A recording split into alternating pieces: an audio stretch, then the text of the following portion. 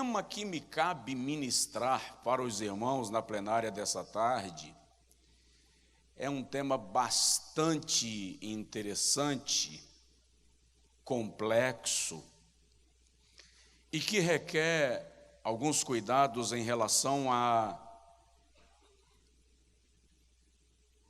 ao registro bíblico, no intuito de preservar muito pelo equilíbrio cristão, doutrinário.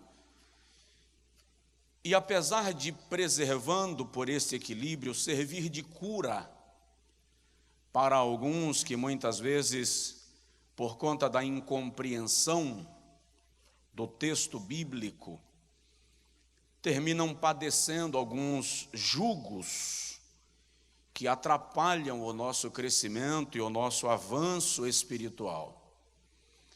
O tema que me foi proposto falar nesta tarde,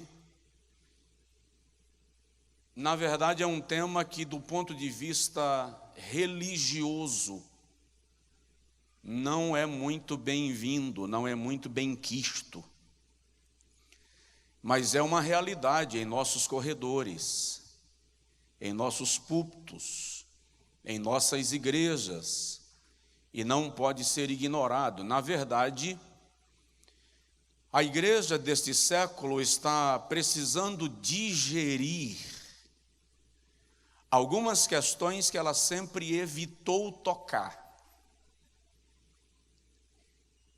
E essas questões vieram à nossa porta. Por exemplo, a igreja do nosso século está precisando lidar diariamente com a ideologia de gênero.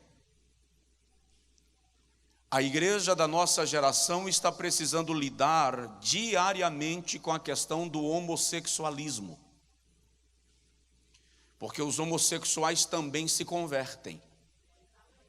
Eles também aceitam a Jesus como Salvador. E como a igreja trata disto, como ela lida com isto e como a igreja os recebe. Porque, lamentavelmente, nós não fomos treinados para lidar com estas questões. E porque não fomos treinados, nós vomitamos essas pessoas do nosso meio e as impedimos de desfrutar da graça do Evangelho de Cristo que nós pregamos. Recebê-las e amá-las não significa concordar com práticas que biblicamente são questionáveis, rejeitáveis e até detestáveis. Mas não significa que poderemos fingir que estas questões não existem e precisamos lidar com elas. No nosso caso, hoje à tarde, a temática que me foi proposta foi segundo casamento e família mista.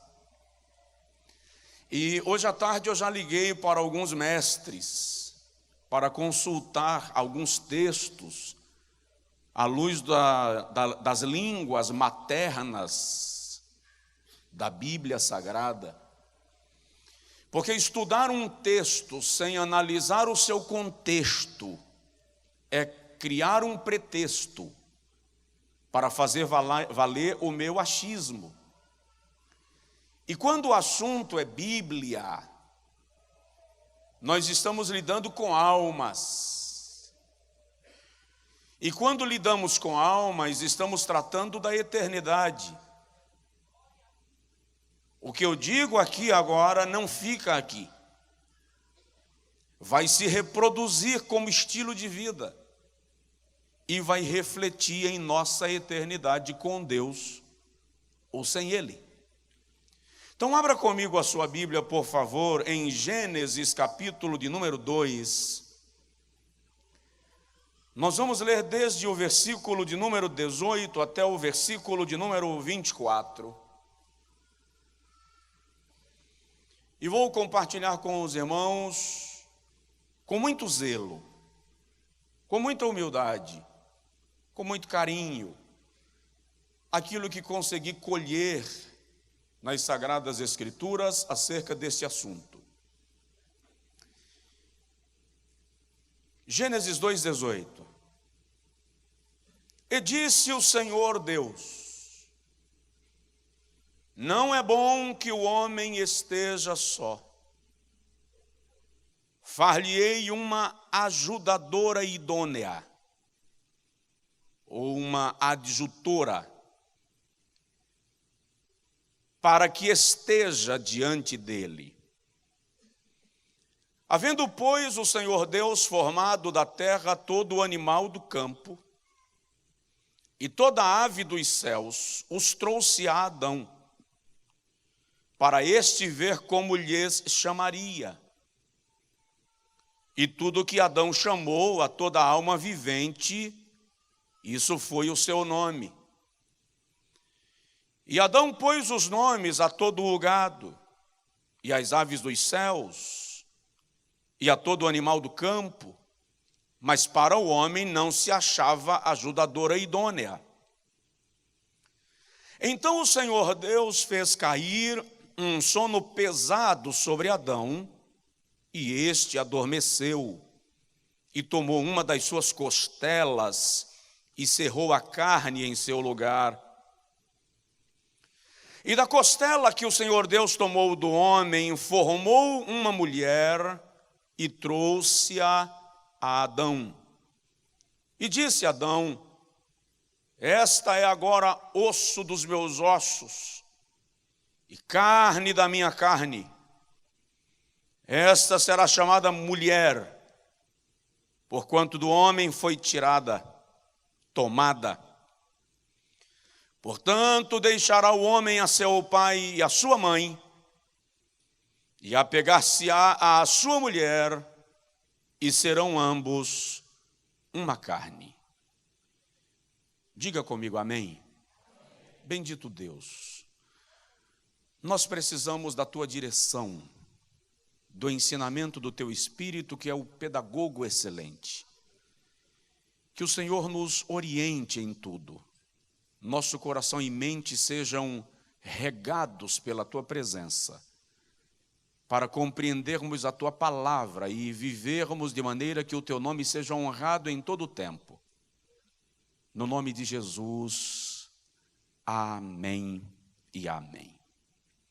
Bom, como eu disse, queridos, e hoje, agora não é uma pregação, é estudo bíblico, então a gente vai compartilhar de maneira bem pausada. Nós estamos diante de um tema bastante complexo. E nas minhas bisbilhotagens à Bíblia,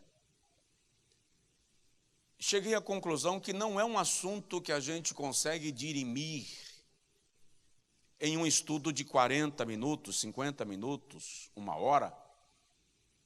Na verdade, ele é digno de um seminário e certamente gerará cura e transformação em corações e mentalidades.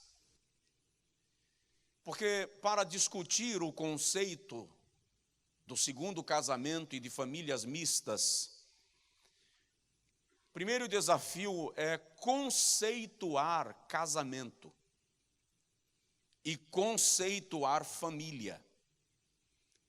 E esta conceituação de casamento e de família precisa ser feita à luz da Bíblia e à luz da sociedade odierna. Óbvio que o nosso guia de regra, de prática e fé é a Bíblia Sagrada.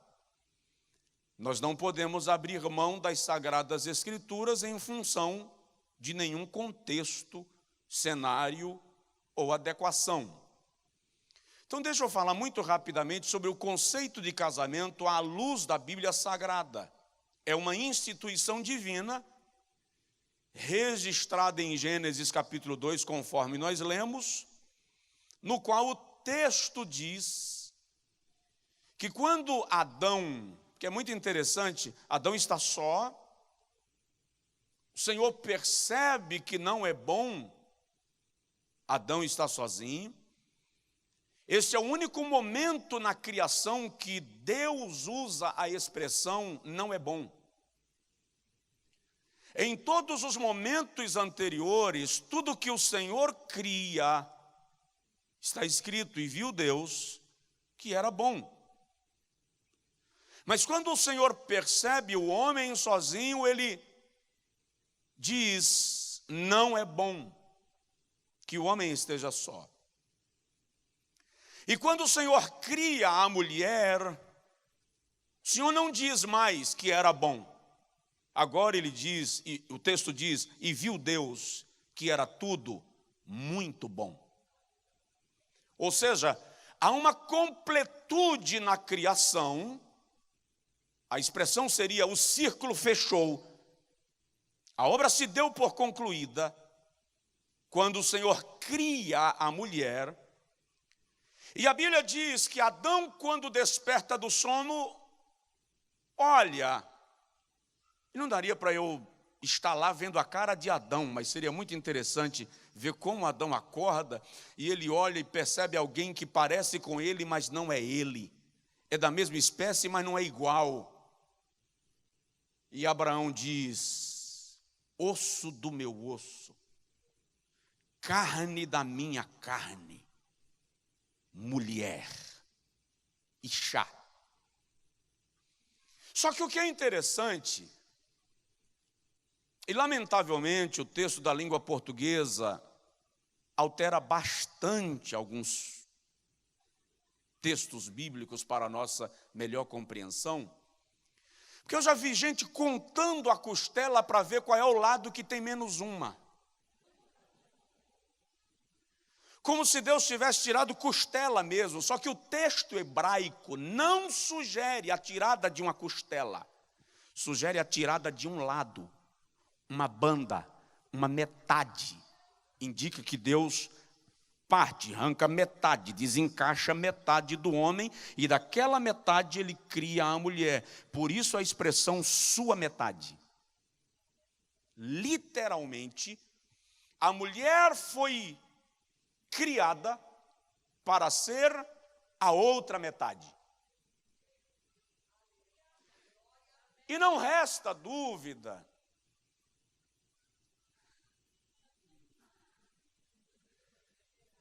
que Deus cria a mulher com alguns detalhes que ele não deu para o homem. Vou dar um exemplo. Esses dias eu falando num congresso estadual de mulheres do Rio, eu disse para os irmãos que um homem é um Caravan, um Opala Commodoro, e a mulher é uma Ferrari conversível. Vou dar um exemplo. Já parou para imaginar um homem passando por um parto? Ele não sai nunca mais da cadeira de rodas. Por quê?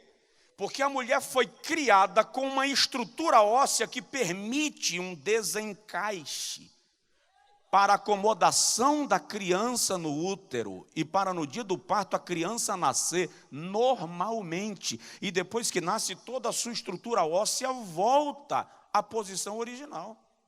Só uma mãe sabe o que isso significa. Se você quiser entender um pouquinho, vai cursar medicina. Anatomia. Então Deus cria a mulher literalmente para ser a metade. Por isso Eva é o lado de Adão.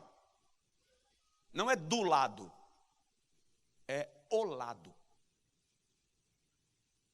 E é bom lembrar que quando o Senhor diz assim: não é bom que o homem esteja só, far-lhe-ei uma ajudadora. Eu não posso falar do tema central sem passar por isso aqui. A gente tem que entender o plano de Deus quando criou a mulher, senão eu vou mutilar. A expressão ajudadora, diga comigo, ajudadora. A palavra hebraica para ajudadora, ezer, indica literalmente aquela que cerca, aquela que protege, aquela que auxilia ou ajuda. Preste atenção nisso, porque isso aqui vai dar um choque na mentalidade não é masculina, machista.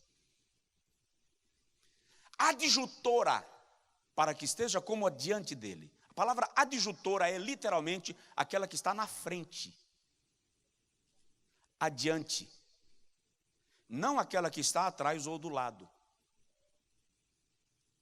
A ajudadora é a que está do lado, cerca, observa, vigia, protege. Mas a adjutora é aquela que está na frente. Por quê? Porque Deus cria o homem para lavrar o jardim e guardar. E Deus cria a mulher para cercar o homem e guardá-lo. Deus criou a mulher para ser escudo do homem. Por isso, adjutora, adiante, aquela que filtra o que vai chegando, para que ele não seja atingido e se concentre em cuidar do jardim e lavrar o jardim. Daí, na raiz da palavra, vira o conceito de aquela que percebe a chegada do inimigo. Porque nós vamos ter que admitir, estou falando de conceito de casamento na Bíblia. Nós vamos ter que admitir que Deus deu à mulher uma capacidade de percepção mais refinada do que ao homem. A questão é de inteligência espiritual agora, porque aquela esposa, se Eva, que veja só, não tem, o texto hebraico vai indicar, o texto português diz que Eva comeu o fruto, e dá a entender que Adão não estava lá, e ela traz para o seu marido. Alguns até conjecturam que Adão estava viajando, estava cuidando do jardim. A ideia ali é de a serpente abordando Eva, Eva vem consultar Adão, o texto hebraico diz, e comeu juntamente com ele, a aprovação dele. A mulher que descobre esse nível de inteligência espiritual, e ela sabe que ela é escudo, e em vez de tomar decisões lá, ela diz assim, aguarda que eu vou consultar o meu marido. Ela está debaixo de uma bênção de Deus extraordinária, porque está cumprindo o seu papel de escudo, de adjutora. É por isso que quando o Senhor vem conversar com Adão, ele diz, maldita é toda a terra por tua causa. Ele não diz por causa de Eva. Porque Eva consultou. E Adão aprovou.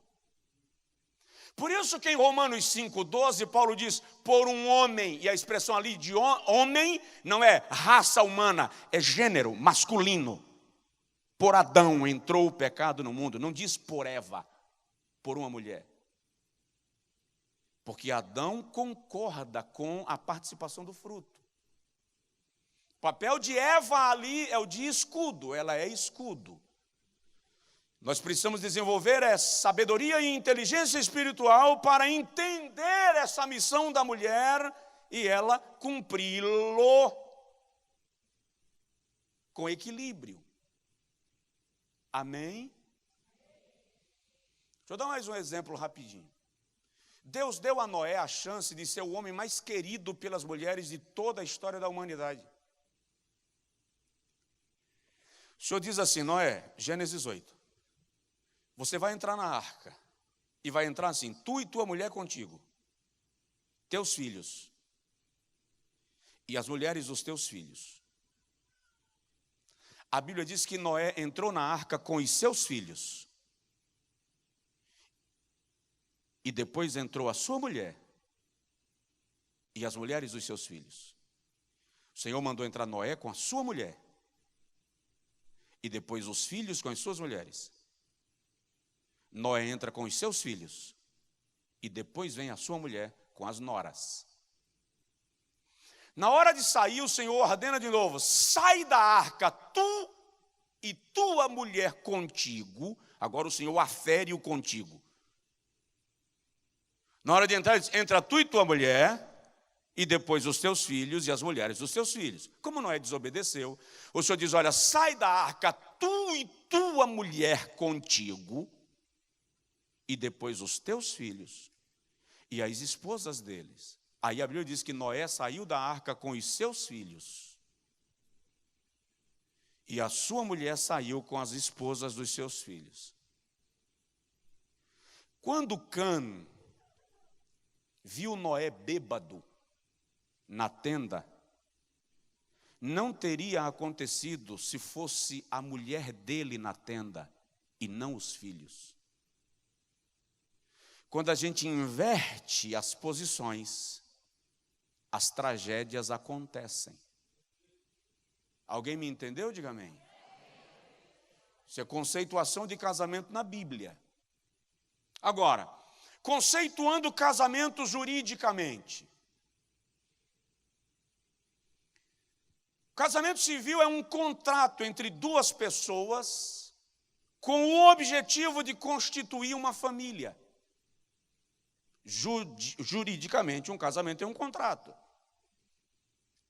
Na Idade Média, o casamento não tinha nenhum propósito ou envolvimento amoroso, ele era um contrato comercial para o fortalecimento dos negócios da família, possibilitar exportação e expansão de mercado. As 1001 noites trouxeram o conceito de romantismo para o casamento ocidental, mas ele era estritamente um contrato comercial com o fim de constituir família e partilhar bens e vida. Esse é o conceito jurídico de casamento, um contrato jurídico entre duas pessoas. Então, o problema de um casamento que se dissolve não é a dissolução de um casamento civil, porque um casamento civil não passa de um contrato de sociedade. É preciso entender que um casamento, antes de ser civil, ele é espiritual. E é aqui onde vem a opinião de Deus e a Bíblia acerca do assunto. Alguém consegue me dizer amém? Vamos lá. Terceira coisa que eu quero pontuar nesse estudo, o conceito de família na Bíblia. Porque uma família, segundo a Bíblia, é formada por um homem, uma mulher e sua prole. E aqueles que estão em volta desta organização formam uma família, que é uma invenção, uma criação, o propósito de Deus, e esse propósito é imutável. Isso é família. E aí, deixa eu abrir um parêntese para dizer que se você buscar uma família perfeita na Bíblia, provavelmente não vai encontrar nenhuma. Porque eu estou buscando, estou estudando, eu estou pesquisando sobre o assunto, eu estou mergulhando na questão, e todos eles tinham seus problemas. E alguns problemas que tem uns casos assim bem escabrosos. Tem caso de irmão matando irmão, tem caso de irmão violentando irmã, tem caso de filho deitando com a mulher do pai. Tem casos bem escabrosos no texto bíblico. Porém, qual a conceituação de família na sociedade moderna? Na sociedade moderna, o conceito de família se contrapõe ao conceito bíblico. Porque para essa sociedade pós-moderna, o conceito de família é meramente cultural. E, portanto, ele pode mudar de acordo com a evolução da humanidade. Por exemplo, na concepção moderna, uma família pode ser formada por 2 homens, por 2 mulheres, e filhos que eles adotem para compor esse cenário. Juridicamente, em algumas nações, Isto já é entendido como família, e dentro da mentalidade pós-modernista, isso é compreendido e aceitado de maneira natural e sem questionamento. Perdão? Socialmente aceitável, sem nenhum problema. O que nós precisamos entender, entretanto, eu disse isso outro dia num dos grandes congressos do Brasil, é que juridicamente pode até haver união civil entre pessoas do mesmo sexo, porque juridicamente o casamento é um contrato social, civil. Espiritualmente é que não cabe, não comporta. E isso está na raiz da palavra, vou lhe dizer. Quando Deus cria homem, a palavra hebraica para homem é ish. Diga comigo, ish. A palavra hebraica para mulher é isha. Isha. Na formação da palavra ish, há uma pequena letra hebraica chamada iod. E na formação da palavra isha, há uma letra chamada rei. A junção de iod e rei forma a composição da palavra iod-rei, que é a abreviatura de Yehová, e compõe o tetragrama antigo da impronunciável palavra que era o nome de Deus. Significa dizer que só há presença de Deus quando há união entre iod e rei, um homem e uma mulher. Aí Deus está ali. Então isso não é conceituação religiosa. Deus pensou nisso na criação. E quando ele pensou acerca disso na criação, ele deixou estabelecido que só há uma união espiritual onde houver ish e isha, iod, rei. Deus está presente. É isto que sacraliza, é isto que santifica o casamento. A presença de Deus. Dá para dizer amém? Provoca aí o irmão do seu lado e fala com ele assim: Deus está lá em casa.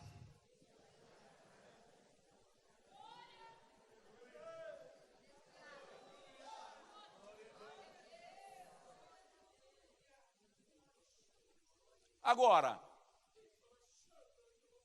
quinto lugar. O conceito de casamento para Deus é tão extraordinário que nós vamos encontrar o casamento de Deus no Antigo Testamento e no Novo. Nós vamos encontrar Deus se casando com Israel no Antigo Testamento e Jesus se casando com a igreja no Novo Testamento. E é muito interessante que por algumas vezes na Bíblia o Senhor se apresenta como marido da nação de Israel, como esposo. Isaías 54, 5, por exemplo, ele diz assim: porque o Senhor teu Deus, o teu Criador, é o teu marido. No versículo 6 ele diz: porque o Senhor te chamou como uma mulher desamparada e triste de espírito, com a mulher da mocidade que fora desprezada, diz o teu Deus, por um breve momento te deixei. A expressão aqui, e eu vou explicar isso daqui a pouquinho, revela que há uma crise no relacionamento conjugal entre Israel e Deus,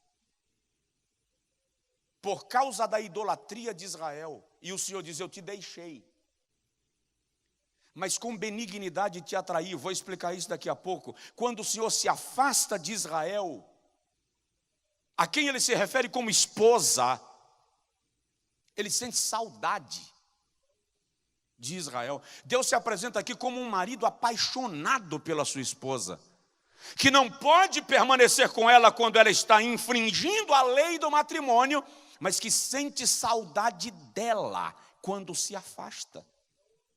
Ezequiel 16, o Senhor retrata toda a história desse casamento de Deus com Israel. Ele diz: eu te encontrei recém-nascida, abandonada em meio ao teu sangue. Teu cordão umbilical não foi cortado. O teu corpo não foi limpo do sangue do útero da tua mãe. Mas do meio do teu sangue eu te tomei no colo. Limpei o teu sangue. Cicatrizei o teu umbigo. Cuidei de ti como de uma menina. Te fizestes moça e eu te amei e te tomei como minha esposa. Isso não é heresia, está lá. Aí o Senhor começa a mostrar que aquela mulher, a nação de Israel, a quem ele havia tomado como esposa, o traiu. Foi após outros deuses. E ele diz assim: me traiu e se prostituiu. E o Senhor diz: e se prostituiu com vários homens. Ali ele mostra Israel se comportando como uma mulher casada que decidiu se tornar prostituta. E todo o capítulo 16 de Ezequiel revela a Deus sofrendo como um marido que ama, mas que é rejeitado pela sua esposa. Oséias retrata isso. As pessoas discutem se o relato da vida de Oséias é verídico ou metafórico, mas a questão é que Deus está se utilizando de Oséias e é muito possível que seja verdade, muito possível, porque um dia ele manda Ezequiel fazer sopa de fezes e comer. Para quê? Para que Judá entenda o que eles vão padecer no cativeiro. Então, às vezes o profeta era desafiado a algumas experiências sobre-humanas para representar para Israel o que Deus estava lhes avisando. Então a mulher de Oséias o abandona e vai viver uma vida de prostituição. E o Senhor diz a Oséias: vai lá e traz de volta. Ele vai e traz de volta. Isso aqui é para representar Deus, um marido traído pela sua esposa Israel. E apesar de traído, ele vai em busca de Israel para trazê-lo de volta para dentro de casa. Estamos falando de Deus, o soberano, se colocando como marido para dizer: eu estou casado com uma nação que me trai, que me abandona, que eu amo, me disponho a perdoar, mas ela me trai de novo, peca de novo. E eu vou em busca de novo. O retrato aqui é de um Deus marido que não quer abrir mão da sua esposa, nação Israel, porque a ama. E é interessante que Deus está usando o coração de um homem para falar do seu amor por uma nação, representando-a como mulher. E você vai perceber que chega um momento que Deus se divorcia de Israel. Chega um momento que ele diz assim: chega. Agora, sétimo tópico desse estudo, se o irmão estiver anotando, o Senhor se queixa com Israel. Você vai entender um pouquinho depois, daqui a alguns minutinhos. O Senhor se queixa com Israel, que Israel estava se colocando como uma mulher repudiada. Olha para mim, biblicamente, repúdio e divórcio são coisas diferentes. São coisas distintas, nós vamos ver isso. Isaías capítulo 50, versículo de número 1. O Deus marido, o Deus esposo, está se queixando que a sua esposa, Israel, nação, está se prostituindo com outros deuses. E quando os seus amantes, é só ler Ezequiel 16 que Deus chama isso de amantes. Quando os seus amantes, as outras religiões, lhe perguntam, mas você não é casada? A nação de Israel responde, eu fui repudiada. Eu estou repudiada. Aí no capítulo 50 de Isaías, o Senhor diz assim, onde está a carta de divórcio da vossa mãe? Onde está o meu repúdio à vossa mãe? O Senhor está dizendo, eu não liberei vocês para terem outros relacionamentos. Vocês não foram divorciados de mim, e nem eu vos repudiei. O Senhor está dizendo, essa relação que vocês estão tendo com outros deuses é adultério. Eu não dei a vocês carta de divórcio, eu não liberei vocês. Há um Deus aqui, esposo, que continua sofrendo por uma esposa, Israel, que insiste em traí-lo, que insiste em prostituir-se, que insiste em pecar contra ele. Chega um momento, aqui Israel se comporta como uma mulher repudiada. Aí chega um momento que Deus dá um basta e dá para Israel carta de divórcio. Jeremias capítulo 3, versículo de número 8.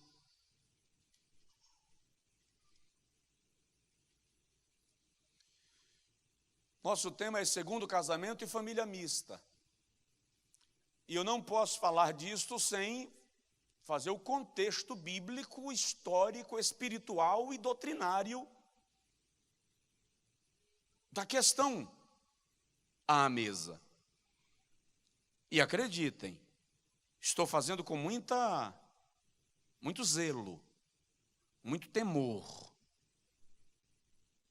muita humildade no Senhor. Depois de bisbilhotar muito a Bíblia, de folhear muito, eu disse há pouco, depois de consultar alguns mestres, para saber o que o assunto está nos trazendo. Então, no capítulo 50 de Isaías, Israel é uma mulher que se comporta como uma mulher repudiada. No capítulo 3, por causa do seu adultério, da sua prostituição, 3 de Jeremias, versículo 8, o Senhor diz assim, e vi que por causa de tudo isto, por ter cometido adultério, a rebelde Israel, a despedi e lhe dei a sua carta de divórcio. E a sua irmã Judá, a leivosa, não temeu, e foi também como ela, e se prostituiu. Aqui agora Deus está dando carta de divórcio para Israel e para Judá. E o que acontece quando Deus dá carta de divórcio para Israel? Ben-Hadad vem, invade o reino do norte, desterra as 10 tribos e extermina. O que o Senhor está dizendo é que a nação de Israel, quando recebe carta de divórcio, sai de debaixo da sua proteção, sai de debaixo do seu cajado, e agora ela está à mercê para ser destruída. O mesmo acontece com Judá. Vem o cativeiro babilônico, porque agora a nação é como uma mulher que tem carta de divórcio. Ela pode ir se prostituir, mas os seus amantes lhe destruíram, lhe atropelaram. Só que quando a gente lê o texto lá, que eu mencionei há pouco, quando o Senhor diz em Isaías, capítulo de número 54, por um momento te deixei, mas com benignidade te trouxe de volta, a expressão ali é, senti saudades de você. É por isso que Deus faz o cativeiro babilônico ter regresso, porque Deus, marido, amando a sua esposa, deseja trazê-la de volta para casa e provoca isso. É um Deus que decide perdoar e trazer de volta. Presta atenção. Judá continua hoje. Judá hoje representa a nação de Israel, afastada de Deus enquanto relacionamento conjugal. É só ler Romanos 11. Paulo diz que o Deus marido colocou sobre Judá um véu de adormecimento, para que eles não compreendam o evangelho da graça.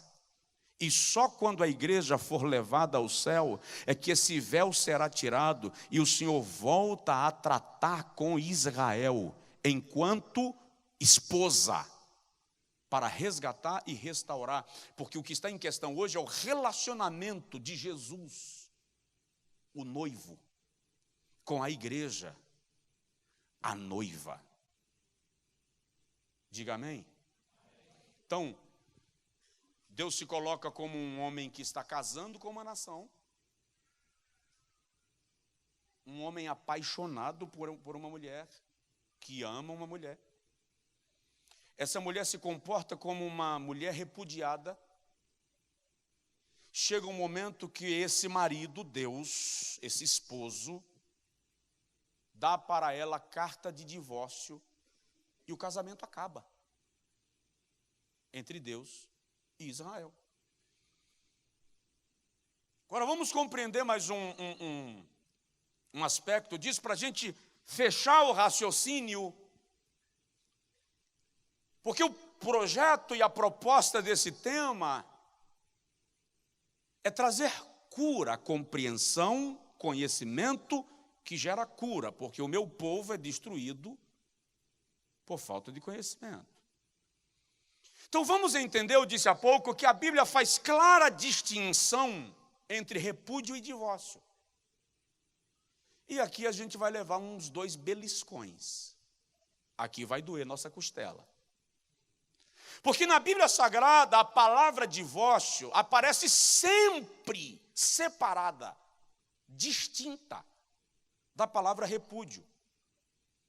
São estados e condições diferentes. O que significa entender que na igreja tem muito casamento que não está divorciado, mas está em estado de repúdio. E aí nós vamos compreender onde é que Jesus está dando na nossa muleira.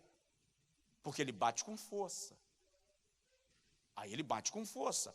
A palavra grega para repúdio é apoluo. Apoluo. E a palavra divórcio no grego é apostasion. A palavra repúdio literalmente significa pôr de lado, ignorar, tratar com indiferença. E a palavra divórcio é romper completamente. Romper relações. Por alguma razão, o tradutor no primeiro momento, e lamentavelmente após alguns tradutores nas novas versões, trocaram os termos. Se por ignorância ou por má intenção, em alguns casos os termos foram trocados. Por exemplo, quando em Malaquias 2,16 está escrito na língua portuguesa, porque eu, o Senhor, odeio o divórcio. A expressão ali é ixalá, não laqueritut. Então Deus está dizendo, eu odeio o repúdio. Ele não está dizendo, eu odeio o divórcio. Qual é a diferença? A diferença, sobretudo, é que o repúdio é opressor, escraviza, adoece, massacra. E eu vou lhe dar 2 exemplos. Um é o de Jacó. Jacó tem 4 mulheres, 2 esposas e 2 concubinas, e ele repudia as 4 o tempo inteiro. Muito embora ele amasse a Raquel, é muito comum o texto repetir que elas diziam, quem sabe se voltará para mim, quem sabe me verá, quem sabe me perceberá. Porque Jacó se deitava com Raquel, a mulher que ele amava, e mantinha Léa repudiada. Isso gera uma crise na família que vai alcançar as gerações que se seguem. Gera uma guerra. Um outro exemplo é a mulher samaritana. Vai e chama teu marido. Não tenho. Dissestes bem, porque tivesse 5. E o que agora tens não é teu. Aquela mulher não é uma prostituta, como muitos pregadores dizem. A mulher samaritana não é uma prostituta. É uma mulher que se casou e recebeu carta de divórcio 5 vezes. Mas no último caso, em vez de receber carta de divórcio, ela foi repudiada. Então ela não pôde se casar de novo, porque a mulher com carta de divórcio em Israel podia se casar livremente, vou mostrar isso daqui a pouco. Mas a repudiada não.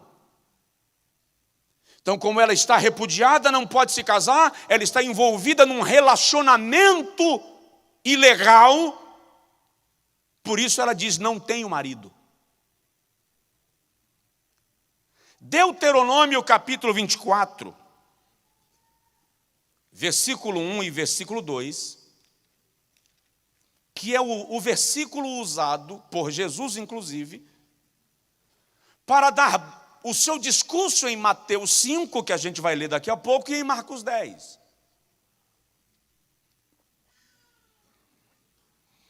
Deuteronômio 24, 1 e 2 diz assim, quando um homem tomar uma mulher e se casar com ela, então será que, se não achar graça em seus olhos, por nela encontrar coisa indecente aqui é imoralidade. No Novo Testamento, esse termo pode ser muito bem traduzido por pornografia. E aí vamos entrar no nosso computador. Aí diz assim, far-lhe-á uma carta de repúdio, e lhe dará na sua mão, far-lhe-á uma carta de repúdio, e lhe dará na sua mão, e a despedirá da sua casa. Se ela, pois, saindo da sua casa, for e se casar com outro homem, e este também a desprezar, e lhe fizer carta de repúdio, e lhe der na sua mão, e a despedir da sua casa, ou se este último homem que a tomou para si por mulher vier a morrer, então seu primeiro marido que a despediu não poderá tornar a tomá-la. Aqui vem de novo a inversão dos dois vocábulos. Porque no versículo de número 1, que o tradutor da língua portuguesa usou o termo Ixalá, carta de repúdio, no hebraico original é laqueritute. Se o marido lhe der carta de divórcio, ela sai e se casa com outro homem. Se esse outro homem lhe der Ixalá, carta de repúdio, ela não pode voltar a casar-se. Então preste atenção, no primeiro caso, ela recebeu uma carta de divórcio. E recebendo uma carta de divórcio, ela se casou com um outro homem.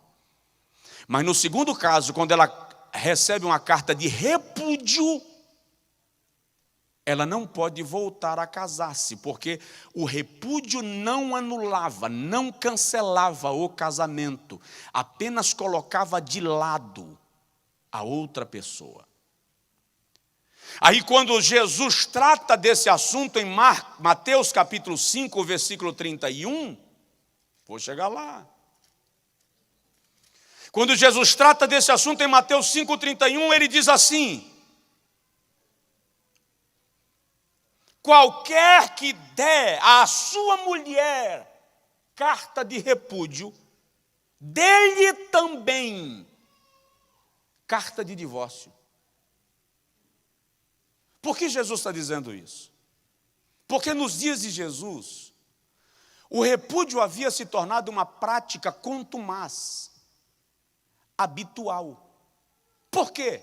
Por questões econômicas. A carta de divórcio requeria que o homem que decidira divorciar-se da sua mulher fosse ao juiz, formalizar.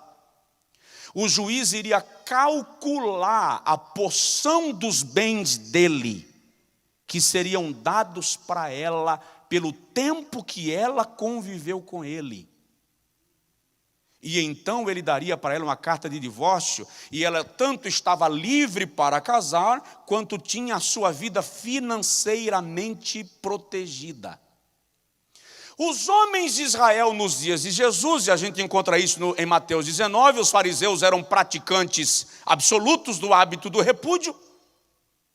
Nos dias de Jesus, para não terem problemas financeiros, o que é que os homens estavam fazendo? Repudiava, porque não precisava dar porção.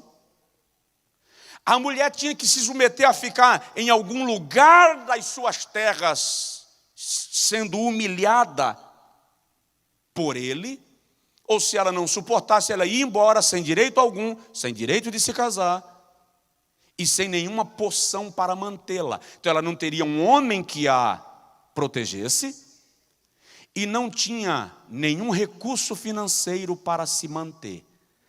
Quando eles chegam para Jesus em Mateus 19 e perguntam a Jesus, é lícito ao homem repudiar a sua mulher por qualquer motivo?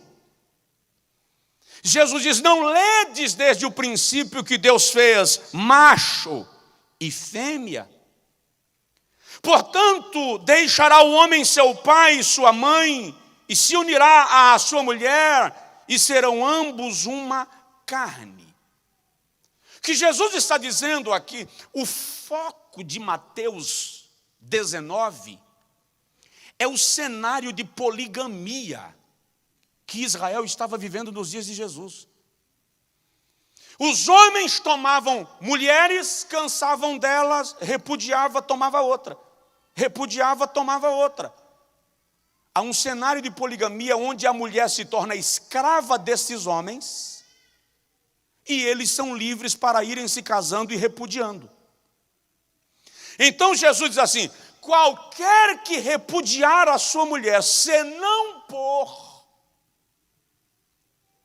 O que Jesus está condenando aqui é a prática que os hebreus estavam institucionalizando, dos múltiplos casamentos. Um homem com uma esposa e diversas repudiadas, escravizadas pelo seu ego. Tanto é que a condenação de Jesus clara a este hábito e a esta prática é quando ele diz em 5,31 de Mateus, aquele que repudiar a sua esposa, a sua mulher, aquele que der carta de repúdio, dê também carta de divórcio. Porque a carta de repúdio não liberava, mas a carta de divórcio liberava, e ela não se mantinha escrava dele. Esse é o cenário que Jesus está condenando. Esse é o cenário que Jesus está contestando. Veja só, o foco de Jesus aqui é impedir que um homem mantivesse uma mulher escrava dele pelo repúdio, enquanto ele era livre para se casar com outra. Ele está condenando a poligamia. Quando ele diz, no princípio não foi assim, ele está dizendo, no princípio não era um homem com várias mulheres, era um homem e sua mulher. O casamento é estritamente monogâmico. É isso que Jesus está dizendo. E é bom lembrar que quando a gente volta para a raiz da palavra repúdio, apoluo ou ixalá, colocar de lado. Vamos lá. A igreja trabalha o tempo inteiro condenando a prática do divórcio. E em nenhum momento a Bíblia diz que ela é para ser banalizada. Mas ninguém prega sobre a prática do repúdio. Eu estive com um pastor há uns meses atrás e ele me disse, faltam 2 anos para eu aposentar e eu não vejo a hora para eu ser eu. Porque há 38 anos eu não durmo com a minha mulher. Nós não somos esposo e esposa. Isso é repúdio. O marido que está dormindo no outro quarto. O marido que a mulher está dormindo na sala, no quarto dos meninos. E a igreja está cheia disso. Mas em nome do status ministerial, em nome do status social, em nome das aparências, ninguém mexe nisso.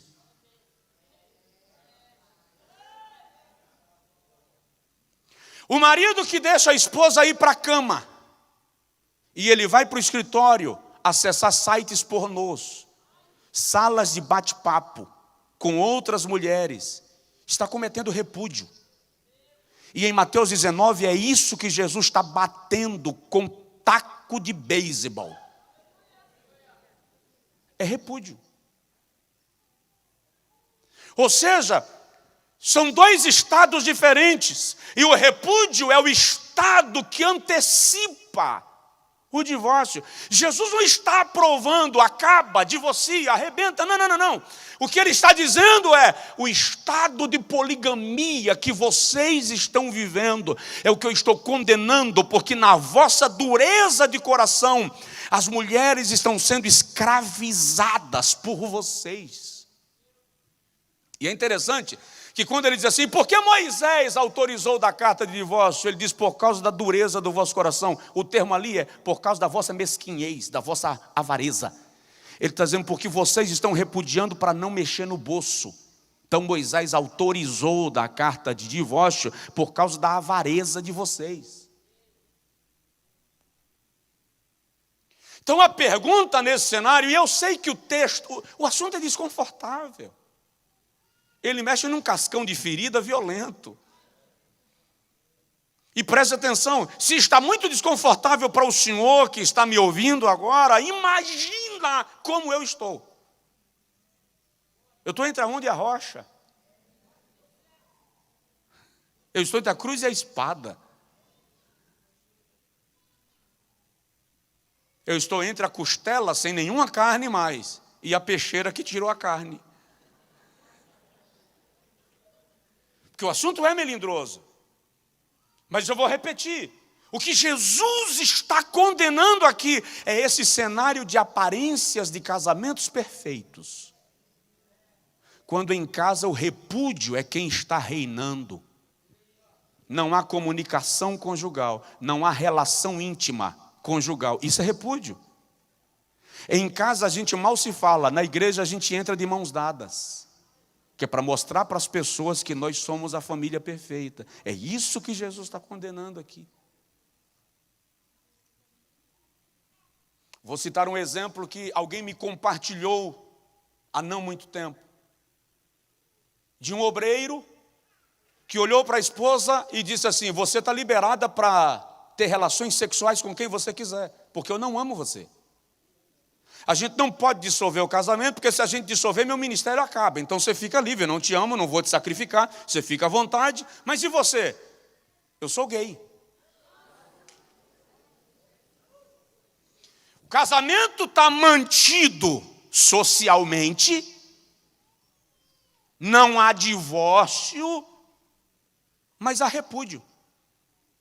Não há apostasión, não há laqueritute, não há divórcio, mas há apoluo, ixalá. É isso que Jesus está condenando. E sinceramente, cá entre nós, eu acho que Jesus está arrancando uma casca da nossa hipocrisia. E enfiando metiolate do mais envenenado. Para dizer assim, essa imagem de santidade que vocês estão vendendo só convence quem está diante de vocês, mas não está dentro. Mas eu conheço a intimidade de cada casa e sei o que é que está acontecendo lá. Vou concluir. Preciso, né, pastor Jean? Aleluia. Não está na hora de a gente rever algumas coisas?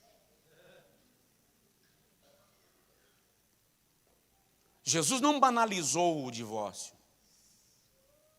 Ele só disse assim, pior do que da carta de divórcio é da carta de repúdio.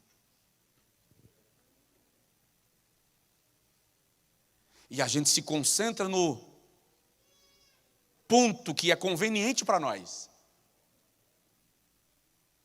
Mas aquele que mexe com a nossa hipocrisia religiosa, a gente deixa isso quieto. E é interessante que nesse cenário, Jesus vem e traz 3 perfis de casamentos. Quando ele fala dos 3 tipos de eunucos, por que Jesus está falando de eunuco num assunto sobre casamento? Nada a ver. Jesus perdeu o foco? Perdeu a linha de raciocínio?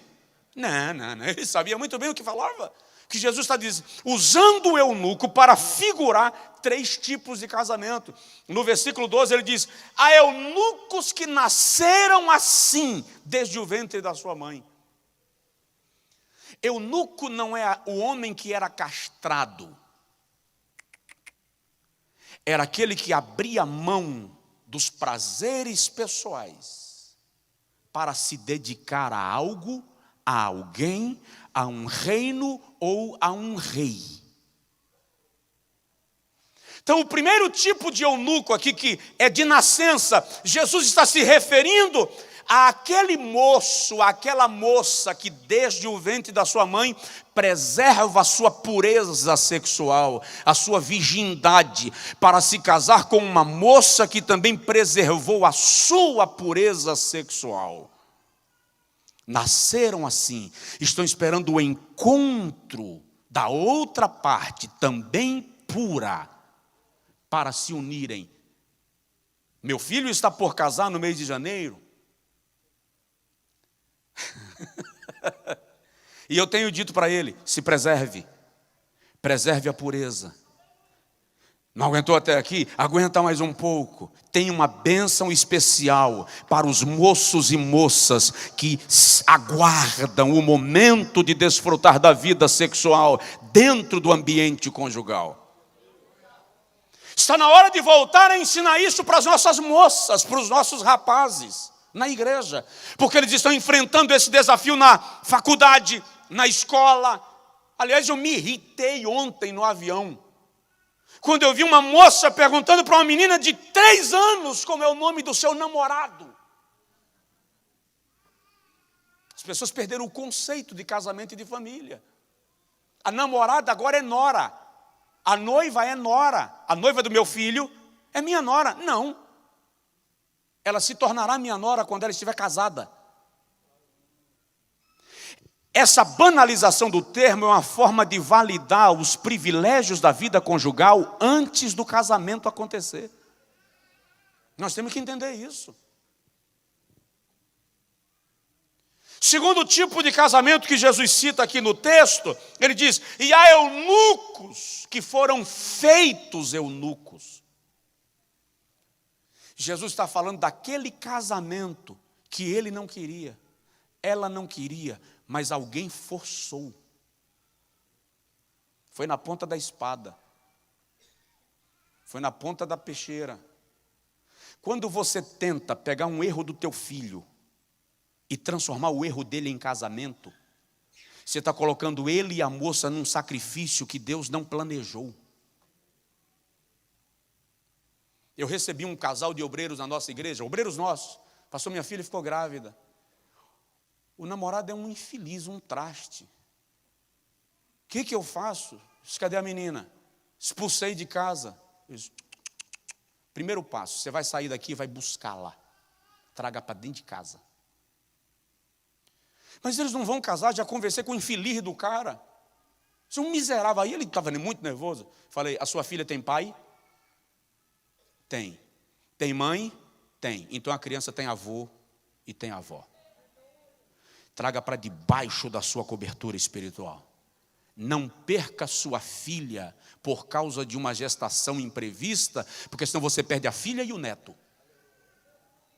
Sacerdócio é isso. Ser sacerdote quando tudo está perfeito é ó.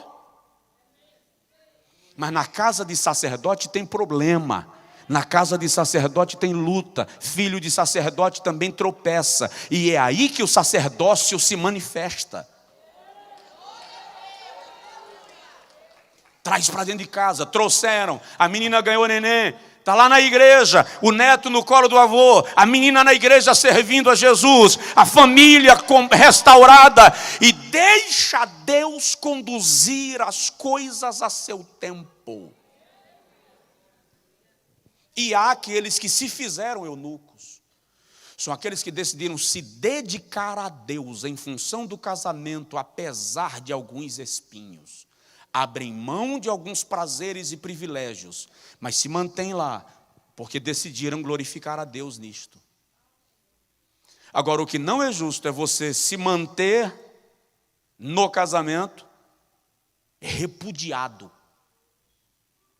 porque isso não é para a glória de Deus. Então é preciso haver cura e restauração, e isso é para hoje. Diga comigo, é para hoje.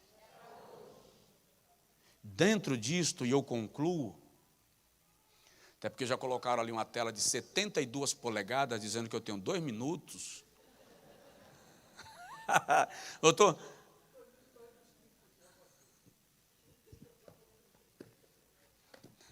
Eu estou falando, na verdade, é para brincar. É normal nos eventos você ter ali uma tela com contagem regressiva, tá? Não é incomum, não. Então, como lidar com o cenário das famílias que na pós-modernidade são chamadas de famílias mistas? Uso 2 minutos para falar isso. Como inibir conflitos quando ele casa e tem um filho, e ela casa e tem também um filho, ou 2, ou 3? Como é que lida com isso? Não vou comentar porque não dá tempo. Primeiro, precisa haver cura. A maioria das pessoas que ingressam num segundo casamento, ingressam antes de serem curadas dos traumas que foram vividos na primeira situação. E quando você não é curado, você transfere para o novo cenário as experiências que você viveu no primeiro. Daí os ciúmes, as inseguranças, as discussões, os aparelhamentos, as comparações que são doentias. Toda comparação é doentia nesse ambiente. Então o primeiro passo é: você foi curado? Não foi? Se diz um casal ficou revoltado comigo porque eles queriam casar, segundo casamento, eu perguntei para ela: quanto tempo de separada a irmã tem? 1 ano, pastor. E você, irmão? 6 meses. E já vão casar? Vocês estão prontos para isso? Estamos. Eu não faço. Por quê? Porque eu vou ter que atender vocês daqui a 2 meses para resolver problemas conjugais. Vocês não foram tratados ainda. Vou resumir o coreto. Foram ao outro pastor e o outro pastor fez o casamento. Não demorou 1 mês, eu previ 2. Ela chegou no meu gabinete querendo voltar para a igreja, porque por revolta eles saíram da igreja, querendo voltar para a igreja e pedindo aconselhamento que não estava suportando e já tinha dado entrada no divórcio de novo. Por quê? Não foi curado. Na maioria dos casos, quando há cura, não precisa haver segundo casamento, existe restauração e restituição. Digo isso com segurança. Quando há cura. Outro dia eu falei com um casal: até para separar vocês têm que se perdoar. Vocês vão se perdoar, vão conversar, pedir perdão ao outro, orar juntos, se liberarem em Cristo, depois vocês se separam. Resultado: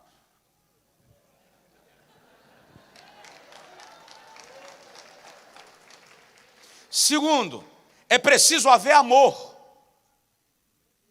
não conveniência. E amor significa que eu não posso casar com uma mulher que tem filhos de outro relacionamento, amá-la e odiar os meninos.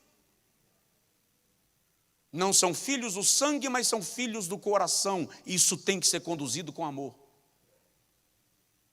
Terceiro, para agilizar, sacerdócio. Não posso exercer sacerdócio sobre os meus filhos e rejeitar exercer sacerdócio sobre os filhos que eu recebi debaixo do meu cajado. Em outro momento, em outro CONAD, a gente trata disso. Quarto, comunicação. Nenhum relacionamento sobrevive sem comunicação.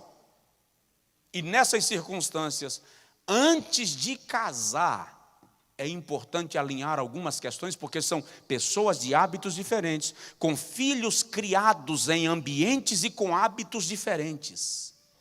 Se não há essa comunicação, vai haver uma problemática para ser resolvida lá na frente.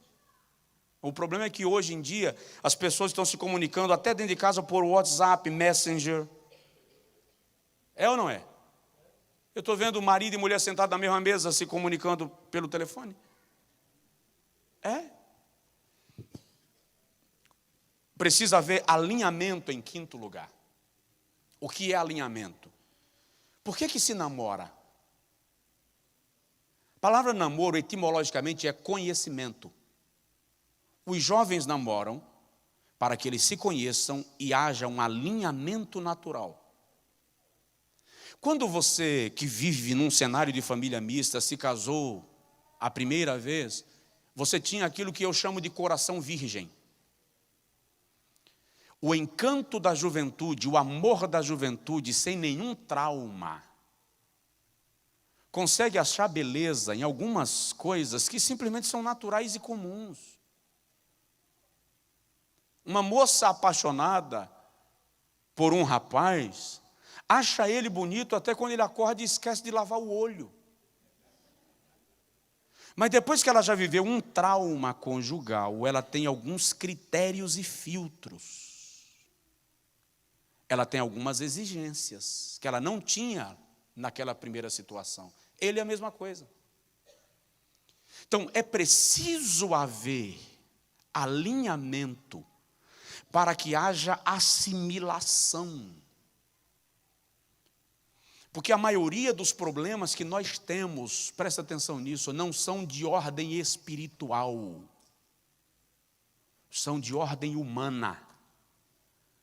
O diabo é inteligente e explora muito bem as nossas fragilidades e as brechas que a gente deixa sem tratar. Aí o diabo entra. Mas está na hora de parar dessa mania pentecostal de atribuir tudo ao diabo, quando nós temos responsabilidade na vida e precisamos nos comportar com maturidade. Deus abençoe, muito obrigado, em nome de Jesus.